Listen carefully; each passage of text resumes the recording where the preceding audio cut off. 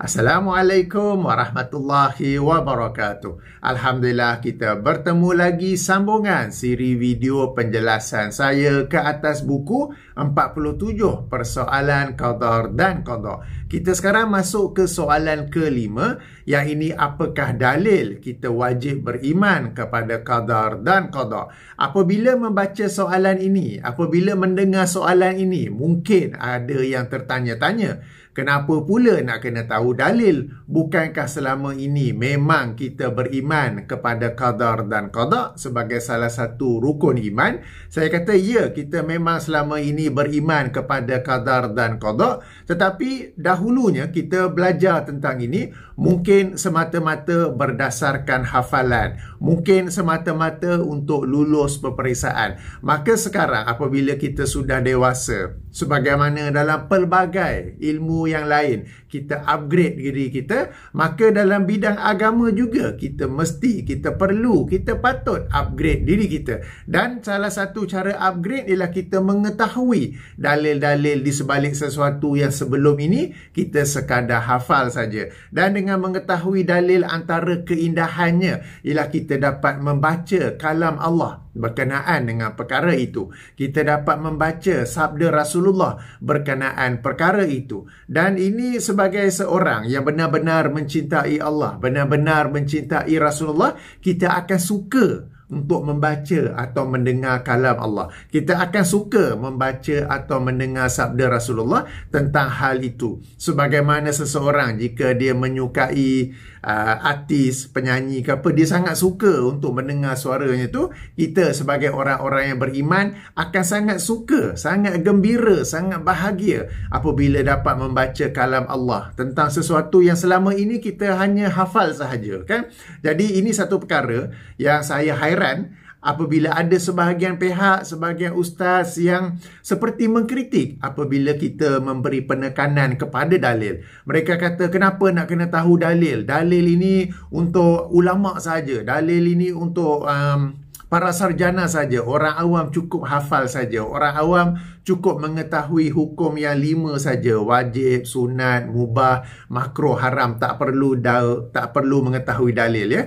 Padahal kalau kita mengetahui, Padahal seperti yang saya kata tadi, sebagai seorang yang beriman, yang mencintai Allah, mencintai Rasulullah, kita suka, kita sangat bahagia bila dapat membaca, mendengar kalam Allah, membaca, mendengar sabda Rasulullah dalam sesuatu yang selama ni kita sekadar menghafal saja, sekadar mengetahui saja. Dan bila kita mengetahui dalil pun, keyakinan kita akan bertambah, ketenangan kita dalam subjek itu akan bertambah. Dan tidak dinafikan juga ada beberapa perkara yang kita dapat fine tune, yang kita dapat kemaskini, ya. Sebagai contoh, dulu saya yakin para penonton yang dirahmati Allah juga, apabila belajar solat, kita sekadar hafal bacaan-bacaan dalam solat, kan? Tetapi kalau sekarang ini kita upgrade diri kita dalam bab solat ini dengan mengetahui dalil-dalil di sebaliknya. Ada sebahagian bacaan tu kita akan tahu bang, ya ada dalil. Sebahagian lagi yang tak ada dalil. Sebagai contoh dalam rukuk, dalam sujud, yang di bahagian akhir tu wabihamdi, yang itu tak ada dalil. Sebagai contoh, bila sujud kita baca subhana rabbiyal a'la wabihamdi. Tetapi dalam hadis subhana rabbiyal a'la sahaja, wabihamdi tu tak ada. Wabihamdi tu tambahan kita saja. Demikian juga bagi rukuk, wabihamdi tu tambahan orang kita. Tak tahulah mana dia orang ambil, kan. Tapi jangan bimbang, bukanlah nak kata solat yang sebelum ni semua batal, okey? Tetapi bila kita tahu dalil, kita dapat perinci dan dapat kemaskini amal ibadah kita sebelum ini. Saya pun sebelum ini banyak tahun dahulu, bila ulang kaji, bila upgrade diri dalam hal solat, kan, bila tengok bacaan dalam rukuk, bacaan dalam sujud, tak ada, ya, wabihamdih tu. Rupanya orang kita yang tambah-tambah sendiri. Wabihamdih tu ada dalam hadis lain, tapi bukan merujuk kepada bacaan dalam rukuk, bukan merujuk kepada bacaan dalam sujud, ya. Okay, jadi ini sebagai contoh. Baik, kita mulakan. Itu tadi sebagai mukadimah. Kenapa nak tahu dalil? Padahal telah pun selama ini kita memang beriman kepada qadar dan qada. Okey, baik. Kita ahli sunnah wal jamaah memang memiliki dalil daripada Al-Quran, As-Sunnah dan Ijma' untuk beriman kepada qadar dan qada. Dalil-dalil Al-Quran dan As-Sunnah ini boleh dibahagikan kepada dua jenis. Yang ini dalil yang secara umum dan dalil yang khusus. Dalil umum dalam buku saya bagi 7 ayat Quran, tapi dalam kesempatan ini saya rasa saya bacakan 4 sahaja ya. Dalil yang pertama ialah dalam surah Al-Fatihah yang kita selalu baca, Alhamdulillahirabbil alamin. Perkataan Rabb diterjemah, lazimnya diterjemah sebagai Tuhan ya. Tetapi kalau secara lebih mendalam, perkataan Rabb itu bererti yang mentadbir, yang mengurus, dan Allah Subhanahu Wa Taala sudah mengetahui apa yang akan ditadbir olehnya, apa yang akan diurus olehnya sejak azali lagi. Berbeza dengan makhluk, berbeza dengan manusia ya. Mungkin ada juga yang mentadbir, tetapi pentadbiran itu seringkali last minute. Pentadbiran itu seringkali terabur. Pentadbiran itu seringkali macam tak ada takbir langsung pun, tak manage langsung pun, dan jika ada perancangan awal pun seringkali ia tidak menjadi. Berbeza dengan Allah Subhanahu Wa Taala sebagai Rabb. Okey, Allah Subhanahu Wa Taala mentadbir dan mengurus alam ini, dan Allah mengetahui apa yang akan ditadbirnya, akan diurusnya sejak azali lagi, dan ianya adalah secara terperinci, dan semua yang Allah rancang, yang Allah telah tulis, bagaimana kita belajar sebelum ni kan, berlaku sebagaimana yang Allah kehendaki, tak adalah pula jadi lain. Jadi ini perbezaan antara manusia dan juga Allah Subhanahu Wa Taala. Satu perkara penting tentang subjek qadar dan qada ni, salah seorang sahabat saya dahulu yang juga seorang ustaz, beliau memberi petua, kalau kita macam sukar nak faham tentang qadar dan qada, sukar nak terima, lihatlah ia dari sudut tauhid rububiyah. Lihatlah ia sebagai Allah, lihatlah ia dari sudut Allah sebagai Rabb, sebagai Tuhan yang mentadbir, dan sudah tentu Allah Subhanahu Wa Taala ni tidak akan membiarkan alam ini berlaku begitu saja. Sebaliknya Allah telah pun merancangnya, telah pun mengetahui apa yang akan berlaku secara terperinci sejak dari azali lagi, sebagaimana yang kita telah belajar sebelum ni kan, tentang ilmu, tentang penulisan, tentang kehendak dan juga ciptaan kan. Jadi kalau kita sukar untuk memahami qadar dan qada ini, sukar untuk beriman kepadanya, sukar tu I cannot brain ke apa ke, lihatlah ia dari aspek tauhid rububiyah. Jadi ini penting, salah satu kepentingan mempelajari tauhid rububiyah. Dan tauhid rububiyah ini juga dari aspek lain. Macam saya ada seorang rakan yang dia tak percaya bahawa jin boleh merasuk manusia. Sebab dia kata impossible. Dia kata not possible, impossible. Saya kata jangan lihat dari sudut possible, impossible, tapi lihat dari sudut kehebatan Allah Subhanahu Wa Taala. Antara maksud rububiyah ni juga ialah mencipta, di mana Allah boleh mencipta satu makhluk, yang ini jin, yang tidak ada jisim. Jin ni tak ada jisim tau.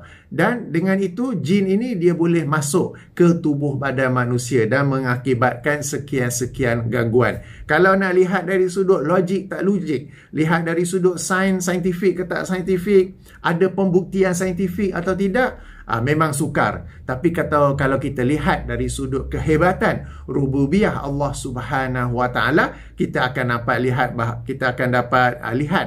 dapat faham bahawa perkara ini adalah sesuatu yang boleh-boleh sahaja bagi Allah Subhanahu Wa Taala sebagai Rabbil Alamin. Cuma perkara penting di sini ialah masyarakat kita inilah ada dua ekstrim. Satu ekstrim yang menafikan bahawa jin boleh merasuk manusia. Satu lagi ekstrim pula yang berlebih-lebihan dalam mendakwa dirinya atau kawannya, ahli keluarganya telah dirasuk oleh jin. Padahal mungkin sesuatu penyakit, padahal mungkin memang ada gangguan mental ke apa ke, jin pun berlepas diri daripadanya. Okey, jadi kita perlu berada di pertengahan. Rasukan jin itu boleh berlaku, namun kebanyakan kes yang dikatakan rasukan sebenarnya tak ada kaitan dengan jin. Jin pun rasa stres. Asyik-asyik aku je yang kena. Padahal orang itu yang mungkin ada gangguan mental ke, ada penyakit lain yang penyakit fizikal ke apa ke, ya.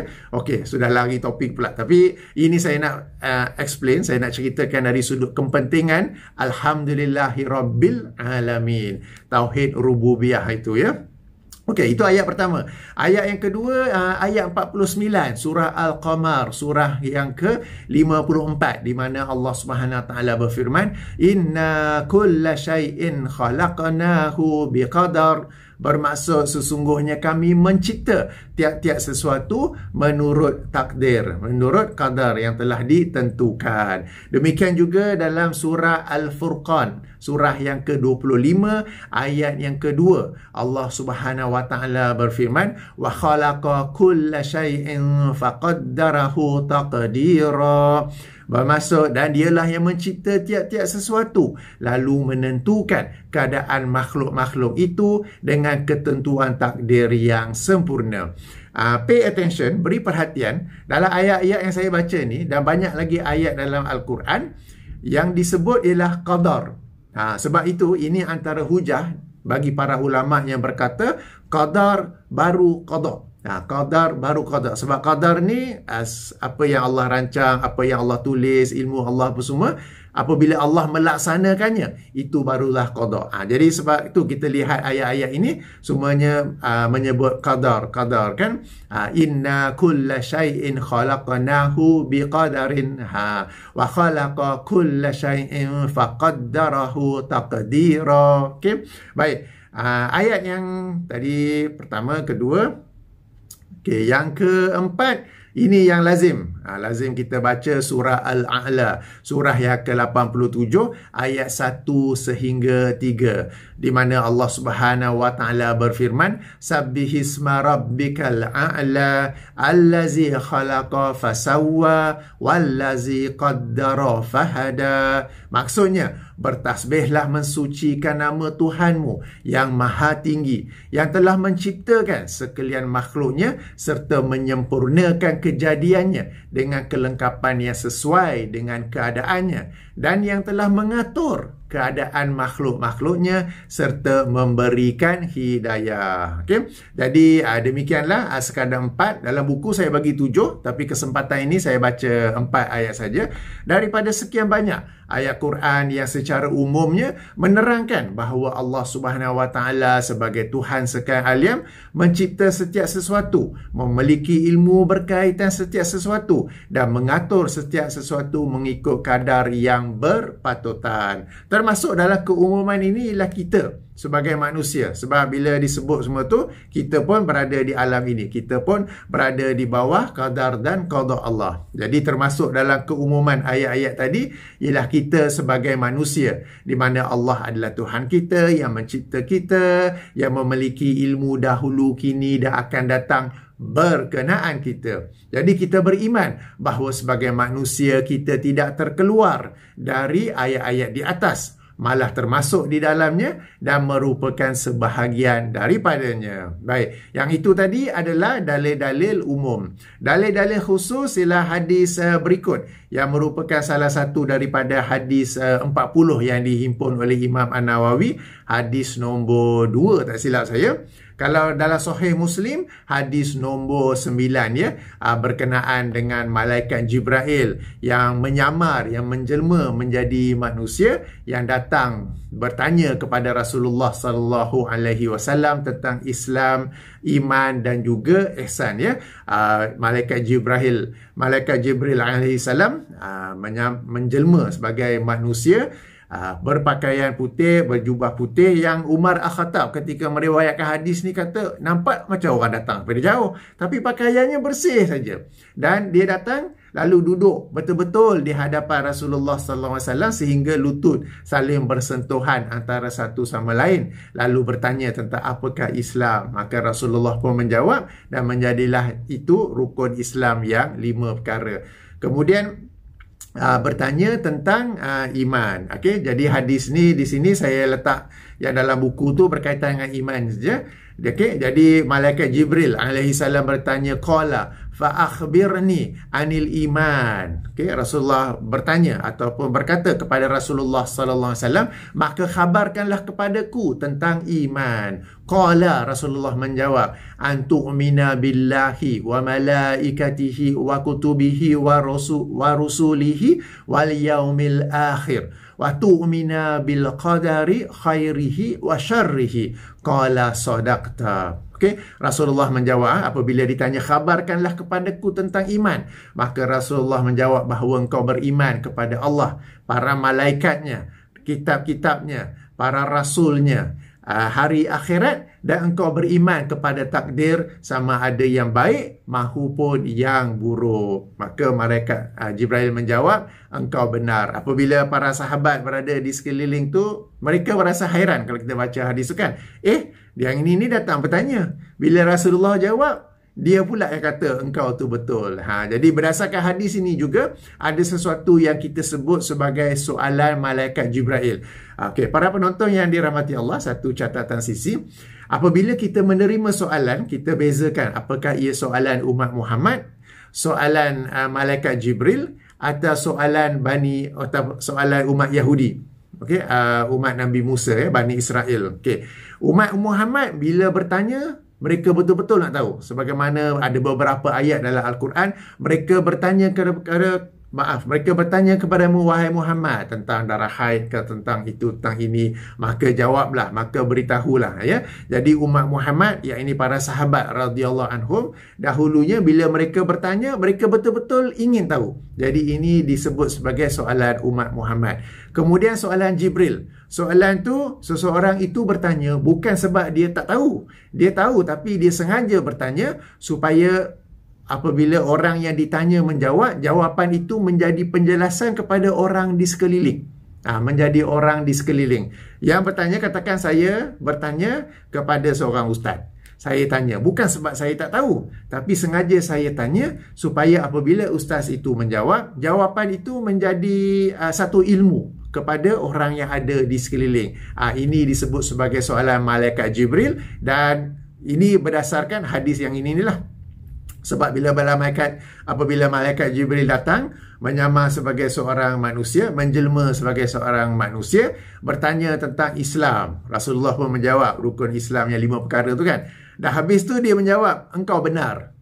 Para sahabat pun macam, dia ni datang, tanya. Bila Rasulullah jawab, dia pula yang kata betul. Kemudian khabarkan kepadaku tentang iman. Bila dijelaskan rukun iman 6 perkara, dah habis dia jawab balik. Okey, sadaqta, engkau benar kan. Jadi di akhir tu Rasulullah pun menjelaskan bahawa yang datang itu ialah malaikat Jibril alaihissalam. Jadi ini kita sebut sebagai soalan malaikat Jibril. Soalan ketiga, soalan Bani Israel, soalan Yahudi ya. Yang ini mereka bertanya sengaja untuk memperkotak-katik, sengaja untuk mempermainkan, sengaja untuk cari-cari alasan tak nak buat. Okay, sebagai contoh dalam surah Al-Baqarah kan, ada kisah bagaimana Bani Israel, umat Nabi Musa dahulu, Allah perintahkan mereka untuk sembelih seekor lembu. Lalu macam-macam soalan mereka tanya, lembu tu macam mana, besar ke kecil ke, digunakan untuk petani ke, warna apa semua tu.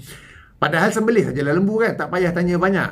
Jadi ini dikenali sebagai soalan Bani Israel ataupun soalan Yahudi. Sengaja bertanya untuk mempermain-mainkan isu tu, untuk memperkotak-katikkan isu tu, untuk tak nak mengamalkan perkara tu. Padahal mereka bukannya nak tahu, tapi sengajanya. Jadi bila kita dapat soalan, selalu bezakan soalan umat Muhammad. Berarti orang yang bertanya tu benar-benar ingin tahu. Soalan malaikat Jibril, berarti orang yang bertanya tu sudah tahu, tapi dia sengaja tanya supaya apabila kita jawab, jawapan kita menjadi penjelasan, menjadi ilmu kepada orang lain yang ada di sekeliling.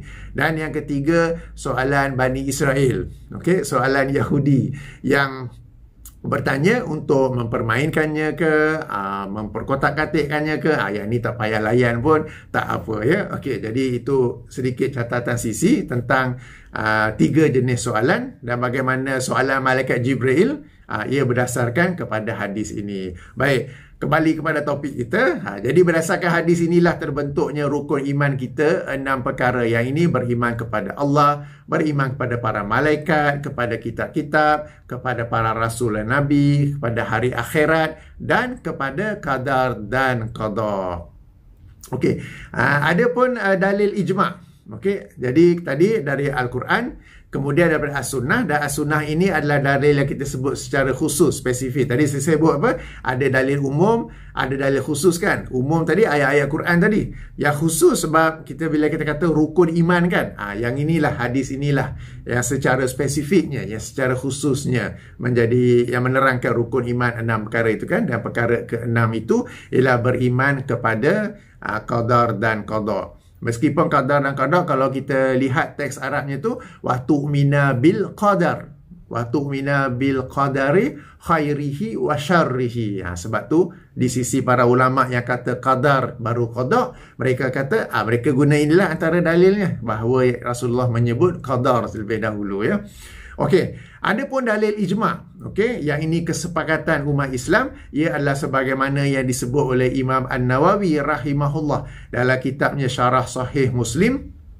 Okey, yang maksudnya sesungguhnya sudah jelas dalil-dalil yang tepat lagi padu daripada Al-Quran dan As-Sunnah serta ijma' para sahabat dan ahli-ahli agama dari kalangan umat terdahulu mahupun terkemudian, minas salaf wal khalaf. Okey, di atas kesabitan takdir Allah Subhanahu wa taala. Okey, jadi ini dalil daripada ijma'. Sebab bila kita sebut dalil, ia tidak terhad daripada Al-Quran dan Sunnah, tetapi ada ijma', ada qiyas, ada dan beberapa lagi lah, itu dalam bidang ilmu usul fiqh ya. Baik, jadi inilah jawapannya bagi soalan yang kelima ya. Apakah dalil bahawa kita wajib beriman kepada qadar dan qada? Jadi sedikit ulang kaji sebelum kita mengakhiri video ini. Kita memang sudah sememangnya beriman kepada qadar dan qada, tetapi dalam rangka kita upgrade diri kita dalam pelbagai bidang, kita juga hendaklah upgrade diri kita dalam bidang agama ni. Dan antara upgrade dalam bidang agama ni ialah kita memahami, kita mengetahui dalil-dalil yang dalil-dalil bagi sesuatu yang kita telah pun beriman kepadanya sejak dulu. Dulu memang kita beriman dalam bab qadar dan qada ke hari akhirat ke apa semua kan. Tapi sekarang kita nak tahu apakah dalil-dalil di sebaliknya. Okey? Dan kelebihan mengetahui dalil-dalilnya sudah saya maklumkan tadi. Hanya orang yang ada masalah saja yang akan mengkritik apabila kita bertanyakan dalil bagi sesuatu perkara. Bila tanya tak tahu dalil, tak apa, tangguhkan. Nanti saya jelaskan kemudian. Sebab banyak ustaz, bila kita tanya dalil, dia marah sebab dia sendiri tak tahu dalil. Okay?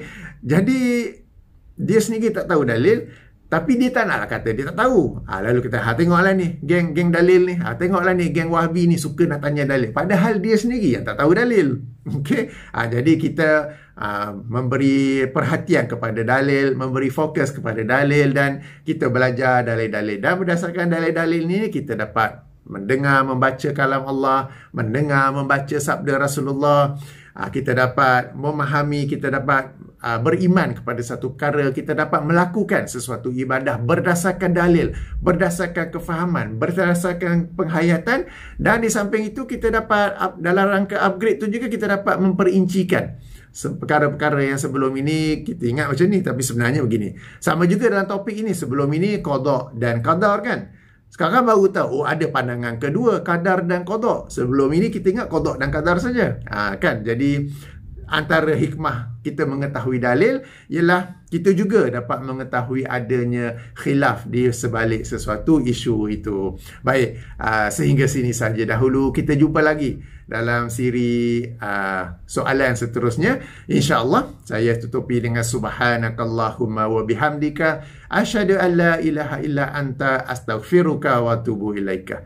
Assalamualaikum warahmatullahi wabarakatuh.